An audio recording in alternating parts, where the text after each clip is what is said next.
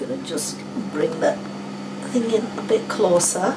We're using a hemming foot to hem a fine hemline to do gathers on this.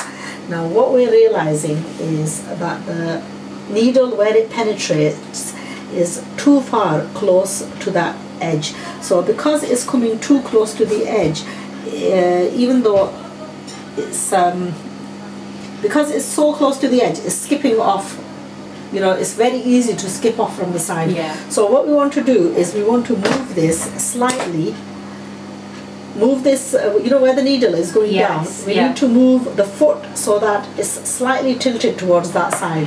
So what we'll do is we'll slightly loosen this knot, and we'll place a little bit of a piece of paper, a little bit of a cardboard. Is that thick enough? Yeah, we have to just fold it a couple of times. So if we just cut this to a bit line, maybe fold it like this. Put it in as a, if we put it in like such, yeah. Take away the excess. Oh, that didn't go too well. Things are snapping out up on me today. Yeah, that's it. Try it again. We're not going downstairs. I know I messed around with this the last time I did this to try and get it absolutely right.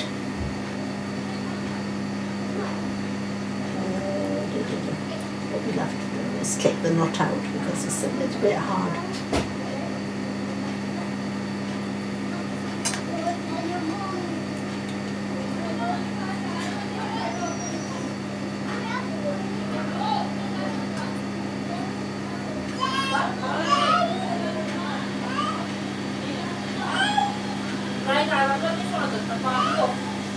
I'm going to have to mess around with this just to make sure that is, we can get it absolutely right.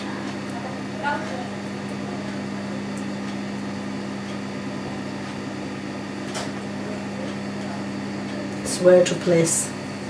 Now you see, this isn't part of sewing, but this is, You need to know it. this is part of know-how. Yeah. So this is where the difference comes, right? That, you know, sewing, it's little tips like this that can sometimes, you know, you can spend hours trying to investigate stuff, and then it might be just a little solution.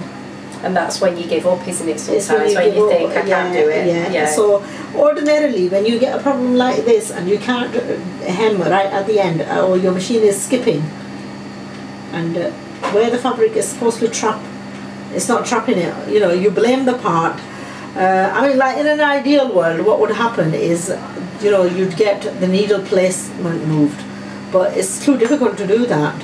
Yeah. And, you know, taking your machine down for someone to have a look at it can be too much. So now, if I tie it in there, you just have to be careful that you don't overly do it, where it ends up, the needle ends up banging on the foot itself. Do you understand? Yes, yeah. Because there is only a certain amount of a hole that you've got. So, you know, you have to make sure, look, the needle is just catching there. No, I don't know, I haven't seen him. When we tighten it properly, it might just move it slightly. Now, the other thing that I've got is this. Well, that works now. Yeah, you know what? It's just a little bit too much. So you know that piece of paper has, because when I run this machine fast, the needle will bang and on the foot, and it'll end up breaking the needle. So even, you know, these papers, I've just done it slightly too much. Just too many folds. So perhaps I could do with taking one off. Not too many, because I've 4 folded. So I think 3 are going to be just about right. So you're going to have to work on your own machine with this. I mean, it may be that, you know...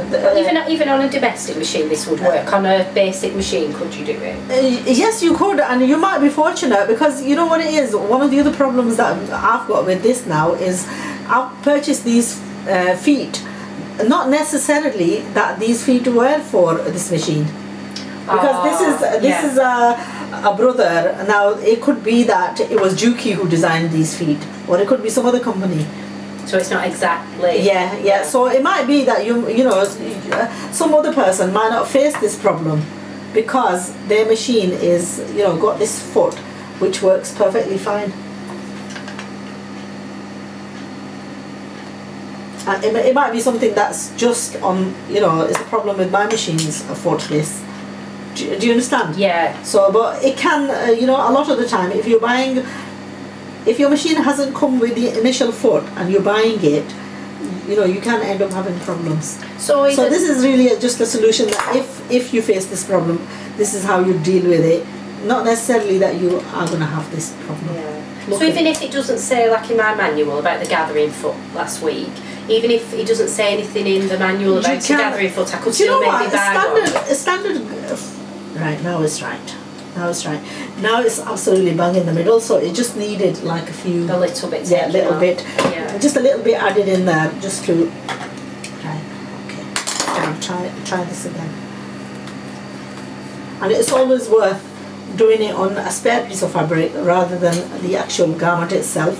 Yeah. Because practice first. Yeah. Now that's better. Also, I think my needle. Can you see now?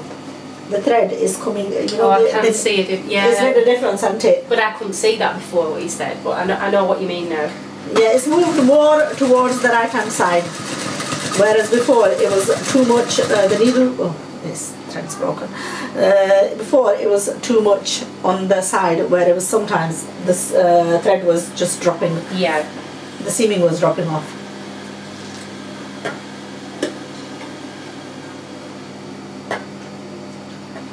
Now I do apologise. Sometimes when you're talking, you're trying to explain something and just you can't make sense with it because you have a difficulty selecting the right word. Obviously, I just get on with sewing. It's not generally when you're sewing, you're not talking and trying to explain yourself. Yeah, that's it. Yeah, you're trying to concentrate. Oh, I just keep going. And I think that's it with sewing. Sometimes it's the seeing it rather than. You need to see it, don't you, how you do it. I think sometimes. What I'm going to do is I'm going to just do this one side and then I'm going to leave it at that. Yeah. And then next week we'll finish it completely. Yeah, that's fine. Because I don't think we're going to get it finished today. No, that's fine. And Halima's going, so... Yeah, I don't want to. I know you want to see Halima.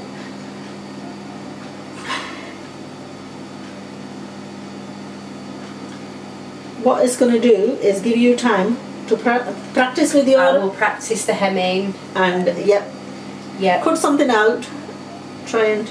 And I'll bring it next week instead of keeping it at home. Next week bring it and then we'll have a little bit of a fault finding lesson. Yeah?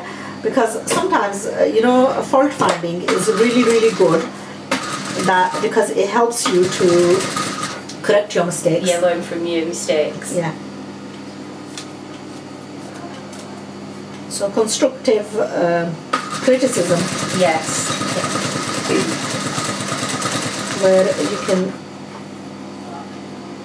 have someone looking at your work and saying, right, you know what, you could have done this, you've done this right, but you could have done it better. Yeah, but that's how you learn, isn't it? Yeah.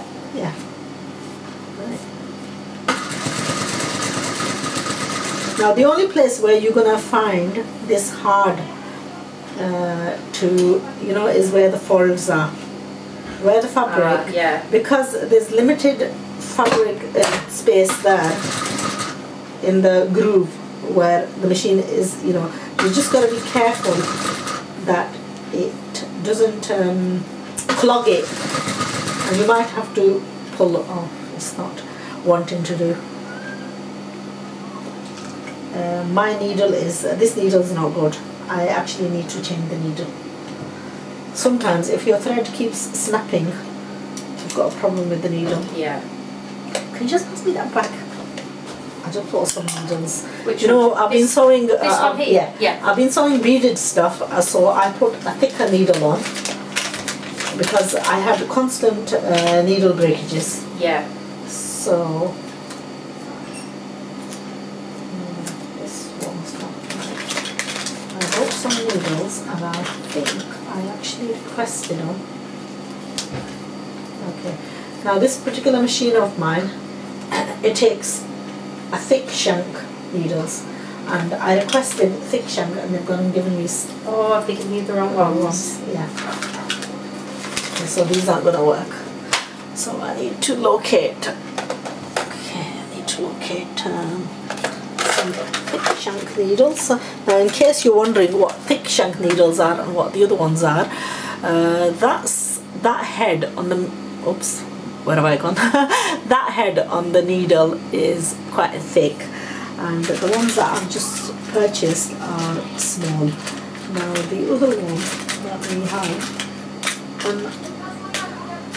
on your machine, what you're going to have is a needle which is going to be like this. I'm lost on where I am on camera. I think it's too close. Just hold on, let's put it back a bit. Okay, this is a flat shank. Yeah, that's what mine's like. Yeah. Average domestic sewing machines are flat shank, which is like this. One side is like a flat, and normally when you place the needle in, do you know where it's the groove side? This groove side, yeah, that's the side that generally is towards the left hand side. Yeah. And the normal rounded side is towards the right hand side. Yeah, so if you look at that, you'll be able to make more of a comparison on what is. But normally with the, you know, where it has a shank, the way it fits into the groove is normally this automatically right side pointing.